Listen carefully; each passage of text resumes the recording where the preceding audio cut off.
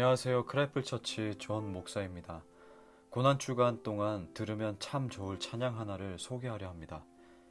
사실 이전에도 나온 찬양이지만 이번에 미국에 있는 철치홈에서 자신들의 버전으로 새롭게 공개했습니다. 바로 아이자야 템플턴의 Let Our King Be Lifted Up 이란 찬양입니다. 묵상 말씀을 준비하면서 저는 내내 이 찬양을 계속 들었던 것 같습니다. 그러면 고난주간 2일차 아침 묵상을 나누겠습니다. 우선 오늘은 성경 말씀을 한번 볼까 하는데요. 에베소서 4장 17절에서 24절까지의 말씀입니다. 그러므로 내가 이것을 말하며 주 안에서 증언하노니 이제부터 너희는 이방인이 그 마음에 허망한 것으로 행함같이 행하지 말라. 그들의 총명이 어두워지고 그들 가운데 있는 무지함과 그들의 마음이 굳어짐으로 말미암아 하나님의 생명에서 떠나 있도다. 그들이 감각 없는 자가 되어 자신을 방탕에 방임하여 모든 더러운 것을 욕심으로 행하되 오직 너희는 그리스도를 그같이 배우지 아니하였느니라.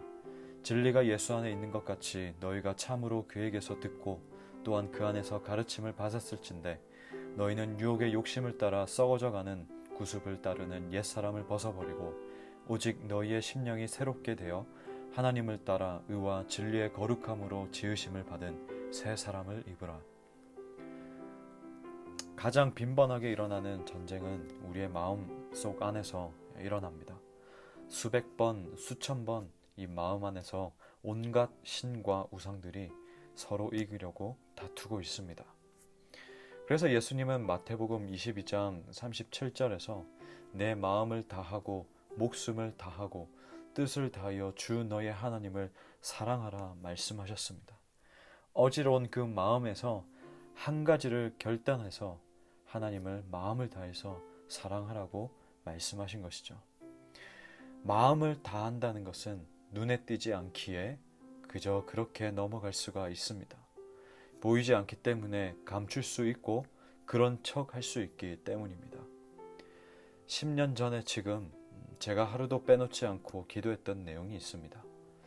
바로 하나님, 눈에 보이는 것에 마음이 빼앗길 때마다 눈을 감고 보이지 않는 하나님을 보게 하소서.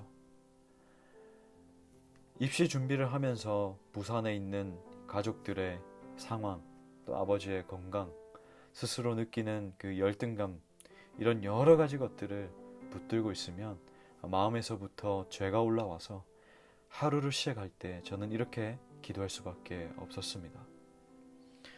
제가 흥미롭게 읽었던 책 로버트 그린의 마스터리의 법칙을 보면 자신이 몸담고 있는 분야에서 능력을 증진하기 위해 반드시 스승이 필요하고 또 스승에게 배우기 위한 겸손함이 필요하다고 합니다. 왜 이 스승이 필요하고 또 스승으로부터 배우기 위해 겸손함이 필요하냐면 스승의 권위를 인정하고 기꺼이 복종할 수 있어야만이 나의 부족한 현재 상태를 스승이 채울 수 있도록 도울 수 있기 때문입니다. 같은 맥락으로 우리가 하나님께 시선을 고정한다라는 이 고백은 우리가 그냥 보기 좋으라고 고백을 하는 것이 아니라 나를 내려놓고 철저히 나라는 사람을 내려놓고 하나님께서 나의 마음을 통치하시도록 내 삶을 통제하시도록 맡겨드린다는 의미입니다. 지난 주일 우리가 요나서를 나누면서 하나님 내 삶을 인도하여 주시옵소서 라고 하는 그 고백이 앞을 향하여서가 아니라 혹 때로는 하나님께서 나를 처음 그 자리로 되돌린다라는 그 하나님의 인도하심조차도 내가 따르겠다라는 고백이라고 나눴지 않습니까? 마찬가지입니다. 그러면 만약 우리가 그렇게 하지 않는다면 어떻게 될까? 러셀 무어가 십자가를 통과한 용기라는 책에서 이 부분을 잘 짚어주고 있습니다. 한번 제가 알려드릴게요. 나는 하나님과 세계, 역사, 경제, 도덕 등 모든 면에서 마르크스의 주장에 반대한다. 하지만 최소한 하나만큼은 그의 말이 옳다고 여긴다. 정말로 종교는 현실을 보지 못하도록 대중을 마비시키는 아편으로 사용될 수 있다. 나는 종교가 사람들을 권력자들의 필요에 따라 활용할 수 있도록 사람들을 활성화시키는 코카인으로도 사용될 수 있다고 생각한다. 자신이 이미 정한 결론을 뒷받침하기 위해 예수님의 이름을 들먹인다. 게다가 성경적으로 전혀 맞지도 않는 주장을 펼친다. 바로 이것이 종교가 뭔가, 즉 정치적인 성공, 경제적인 번영, 개인적인 지위 등의 도구로 사용될 때 나타나는 문제점이다. 사회학자 피터 버거는 하나님을 정치적 갈등의 이념적 도구로 삼는 것은 곧 신성모독이다라고 말하기도 했습니다. 이 러셀 무어는 이러한 현상이 십자가에 달리신 그리스도를 통해서 오는 하나님의 능력에는 관심이 없고 세상이 인정해주는 종류의 힘에만 열광하기 때문이라고 말합니다. 여러분 주변에 이런 사람들 보신 적 있습니까? 혹은 기타 매체를 통해서 보신 적 있습니까? 여러분, 우리는 사도 바울이 오늘 본문을 통해서 말한 것처럼 그리스도에 대해서 그동안 무엇을 배웠습니까? 그리고 우리는 예수님으로부터 무엇을 배우기를 힘쓰십니까?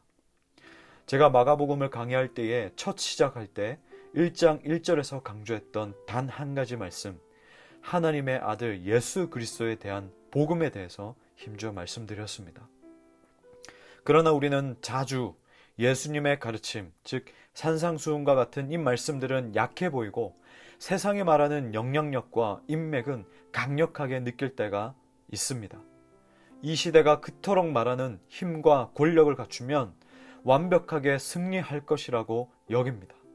사도행전에 베드로가 고백했던 내게 은과 금은 없거니와 예수 그리스도의 이름으로 명하노니 일어나 걸으라 라고 했던 그 말씀에 오늘날 우리는 부재하고 있는 것은 아닌지 되돌아보게 됩니다. 그래서 예수님의 이름을 들먹여서 정치를 말하고 번영을 말하고 야망을 포장합니다.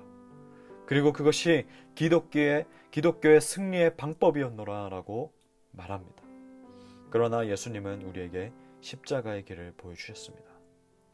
좋든 싫든 예수님께서 궁극적으로 우리에게 알려주시는 그 삶은 바로 십자가의 길입니다. 새롭게 된 심령에 새겨야 할 것은 십자가의 원리입니다. 러셀 무어의 책에서 계속해서 말하고 있는데요. 바울은 누구든 십자가를 진정으로 이해하면 충격을 받는다고 가르쳤다. 힘과 지혜, 성공, 승리에 관한 시각이 완전히 뒤바뀌기 때문이다. 힘은 영광의 길이 아닌 골고다로 가는 길에 있다. 여러분 혹시 이런 생각 하십니까? 나는 그러한 성향이 아니기 때문에, 나는 그런 적이 없기 때문에, 나는 그런 욕심이 없기 때문에 안전하다고 여기서는 안 됩니다. 우리는 저마다 모양은 다르지만 분야는 다르지만 숨겨놓은 욕구가 있기 때문입니다. 여러분 저와 함께 오늘 하루 눈을 감으면서 시작하면 어떨까요? 너무 많이 보고 듣지만 제대로 된 방향이 아니라면 차라리 안 보고 안 듣는 것이 낫습니다. 하나님을 봅시다. 구체적으로 오늘 하루가 가기 전에 마태복음의 산상수훈의 말씀을 한번 통독하면서 예수님께서 우리에게 어떤 말씀을 남기셨는지 살펴보면 좋겠습니다. 여러분의 오늘을 주님의 이름으로 축복합니다. 십자가로 승리하는 하루가 되시길 주님의 이름으로 축복합니다. 하나님 아버지, 오늘날 우리가 살아가는 이 사회 안에서는 끊임없이 위로 향하는 그 원리에 대해서 말합니다. 상향하는 삶에 대해서 우리에게 가르치고 있고 우리도 알게 모르게 그것을 보고 듣고 세뇌되어서 살고 있습니다. 그래서 때로는 내가 이렇게 살아도 되는 것인가? 말씀대로 살아가는 것이 내가 뒤처지는 삶이 아닌가? 내가 정말로 제대로 가고 있는 것인가? 의심을 할 때가 많습니다. 그러나 우리 주님께서는 끊임없이 우리에게 삶에서 십자가의 길을 말하고 십자가의 길은 상향이 아니라 하향된 삶을 말하고 있는 것임을 우리는 너무나도 잘 알고 있습니다. 주님, 우리가 오늘 하루 살아갈 때에 너무 많은 것을 보고 너무 많은 것을 듣지만 그것이 주님과 반대되는 방향이라면 우리가 눈을 감고 귀를 닫고 하나님을 보는 시간을 가지도록 주님께서 허락하여 주시옵소서. 하나님, 제 마음과 제 삶 성령 하나님께 내어드립니다.